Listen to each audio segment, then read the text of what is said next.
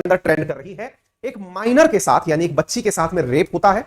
Rape करने वाला व्यक्ति उसकी मां का पुरुष मित्र है, मां डिवोर्सी है, और उसके पिता जो पुत्र है, मतलब जो महिला जो है उसके पुरुष मित्र के द्वारा बच्ची के साथ में रेप किया गया। Force to sell her egg to private hospital. Tamil Nadu के अंदर इसके ऊपर जांच भी शुरू हो चुकी है। क्या घटना है आइए मैं आपको बताता हूं, किस प्रकार से यह घटना हुई इसके बारे में मैं आपको बताता हूं। देखिए 2017 की यह घटना है जो निकल करके अब सामने आ रही है। घटना कुछ इस प्रकार से है कि एग्स का बेचान हुआ। बेचान का मतलब एग बेचे गए। एग क्या होते हैं मैं ये आपको सिखाऊंगा, एक बार के लिए न्यूज में देख लीजिए कि woman force teen daughter to donate egg to fertility clinic, और उसके चक्कर में उस व्यक्ति को गिरफ्तार किया गया। यहां पर देख सकते हैं ये इस प्रकार की न्यूज बहुत कॉमन रूप से निकल करके आ रही है। तमिलनाडु की एक मां ने अपनी नाबालिग बेटी का पहले रेप कराया और उसके एग्स का सौदा कर दिया।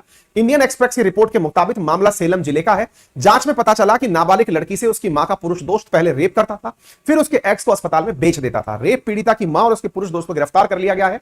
इसके बाद दो चीजें निकल कर आती हैं, दैट इज अनैतिक कारोबार, जिसके तहत यहां पर दो चीजों का बहुत बड़ा उल्लंघन हुआ, और उन उल्लंघनों के अंदर पॉक्सो एक्ट तो है ही, रेप का केस तो बनता ही है, लेकिन सबसे बड़ी चीज सामाजिक मूल्यों के पतन के बारे में पता चलती है।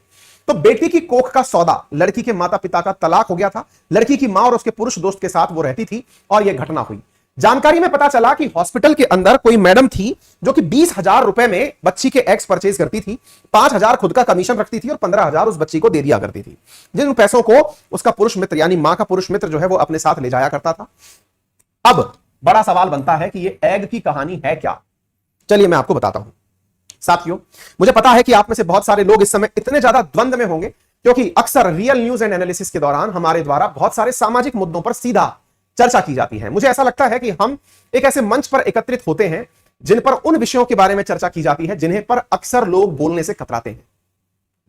फिर चाहे मैरिटल रेप जैसे बहुत ही संगीन मामले हो, मैंने अपनी क्लासेस में डिस्कस किए हैं, फिर चाहे वीडियो गेम जैसे मामले हो, चाहे गे, लेस्बियन, ट्रांसजेंडर, उनके जुड़े हुए हक की बात हो, हमारी इस क्लास के अंदर बहुत सी चीजों के ऊपर पूरी तरह खुल के चर्चा हुई है।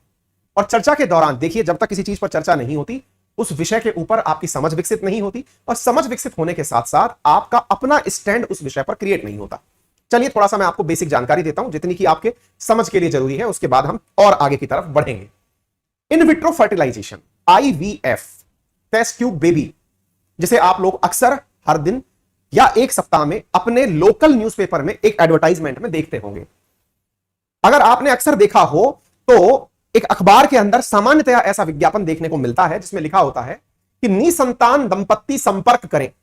निसंतान दंपत्ति संपर्क कहां करें? तो फिर किसी एक IVF हॉस्पिटल का नाम दे दिया जाता है। IVF हॉस्पिटल में होता क्या है?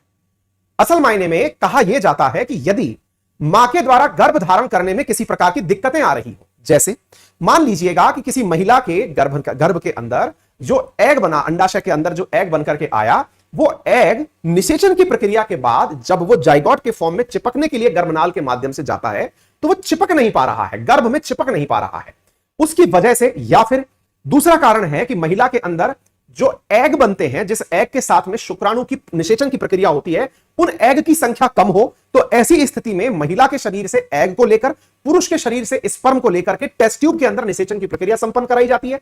इसे भी इनविट्रो फर्टिलाइजेशन कहते हैं। यानी इनविट्रो फर्टिलाइजेशन का कुल मिलाकर मतलब यह है कि यदि एक दंपत्ति यानी एक पुरुष और महिला प्राकृतिक प्रक्रिया के माध्यम से निषेचन की प्रक्रिया नहीं करवा पा रहे हैं, उसके कारण बहुत से हो सकते हैं, जैसे मां के द्वारा अंडों की बड़ी संख्या उपलब्ध ना हो पाना, पुरुष के द्वारा दिए गए शुक्राणुओं में इतनी ताकत ना हो पाना कि वो निषेचन की प्रक्रिया संपन्न करा पाए। ऐसी स्थिति में बायोलॉजिकल साइंसेस की मदद से अंडे और स्पर्म को लेकर टेस्ट ट्यूब के अंदर निषेचन की प्रक्रिया संपन्न कराई जाती है। बने हुए जाइगोट को पुनः मां के ही गर्भ में स्थापित कर दिया जाता है। यह प्रक्रिया इनविट्रो फर्टिलाइजेशन के अंदर कहलाती है। ये तकनीक जो भी यूज की जाती है, इन्हें असिस्टिव ART तकनीक के नाम से जाना जाता है, असिस्टिव रिप्रोडक्टिव टेक्नोलॉजी के नाम से जाना जाता है। ART टेक्नोलॉजीज है ये। अब इसके साथ साथ यहां पर एक जो द्वेष निकल के आता है वो क्या है, अब वो सुनिए साहब। सर IVF वाले जब ये बोलते हैं कि निसंतान दंपत्ति संपर्क करे, आपने जो केस बताया उसमें यह था कि पुरुष और महिला इनमें से एक का एग, एक का स्पर्म लिया और टेस्ट ट्यूब के अंदर मेटिंग करवाई, यानी कि उनका निषेचन करवाया।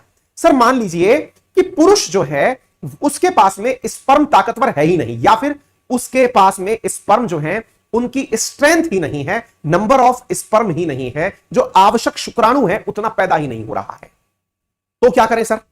ऐसी स्थिति में एक फिल्म आई थी आयुष्मान खुराना की जिसका नाम था विक्की डॉनर।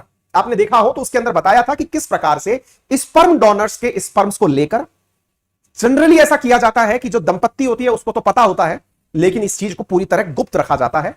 स्पर्म डोनर्स के स्पर्म को लेकर के महिला जिसके पास एग उपस्थित है, उस एग और स्पर्म को इन विट्रो यानी टेस्ट ट्यूब के अंदर फर्टिलाइज करवा करके फिर बने हुए जायगोट को पुनः ट्रांसफर महिला के शरीर में कर दिया जाता है। इस प्रक्रिया को भी आईवीएफ टेक्नोलॉजी ही बोला जाता है। आईवीएफ टेक्नोलॉजी में जिस प्रकार से पुरुष के पास स्पर्म की संख्या का कम होना एक बड़ी चुनौती है, दूसरी बड़ी चुनौती महिला के अंडों का भी कम होना है। महिला के अंडों का कम होना है तो क्या करें? ऐसी स्थिति में यह वाला मुद्दा निकल कर आया जिसकी चर्चा आप आज कर रहे हैं। इसमें क्या था? महिला जिसके शरीर में अंडे नहीं हैं, वो किसी और युवती से जो कि एग डोनर है, ध्यान से सुनिएगा, विक्की डोनर स्पर्म डोनर के ऊपर बनी हुई फिल्म है। इसी प्रकार से वो महिलाएं जिनमें एग पर्याप्त मात्रा में पैदा होता है, वो अपने एग को डोनेट करने की प्रक्रिया को अपनाएं तो वह प्रक्रिया एग डोनेशन है। इसमें माता के पास एग की कमी के चलते उस महिला के द्वारा, जो फर्टाइल महिला है, उसके द्वारा एग लिया जाता है और इस प्रक्रिया को टेस्ट ट्यूब में कराकर पुनः उसी मां के गर्भ में स्थानांतरित कर दिया जाता है। जिस प्रकार स्पर्म डोनेशन होता है ऐसे ही एग डोनेशन होता है। सर इसमें फिर गलत क्या था? बहुत बड़ी चीज गलत थी। बच्ची जब नाबालिग थी उस समय उसके साथ ऐसा किया गया।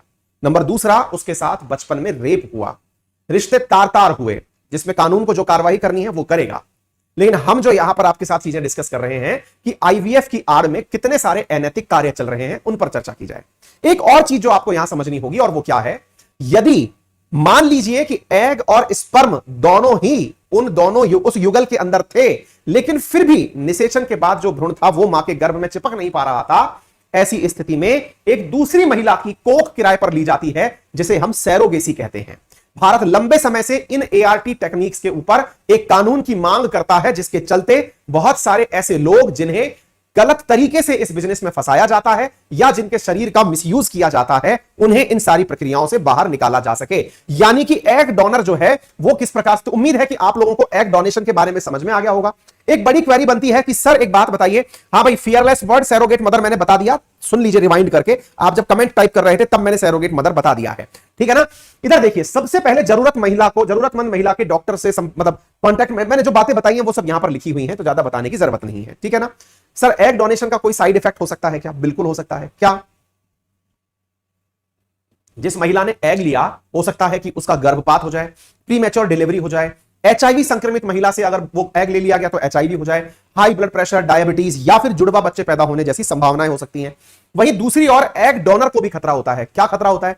हो सकता है कि एग डोनर का वजन बढ़ जाए, क्योंकि उसके हार्मोनल इंबैलेंस हो जाते हैं, मूड स्विंग्स का होना, ब्लीडिंग का होना, भविष्य में गर्भ धारण करने में परेशानी होना, ये एग डोनर के साथ होने वाली दिक्कतें हैं। सर क्या एग डोनेशन जो है वो एक इलीगल प्रक्रिया है या फिर एग डोनेशन किया जा सकता है?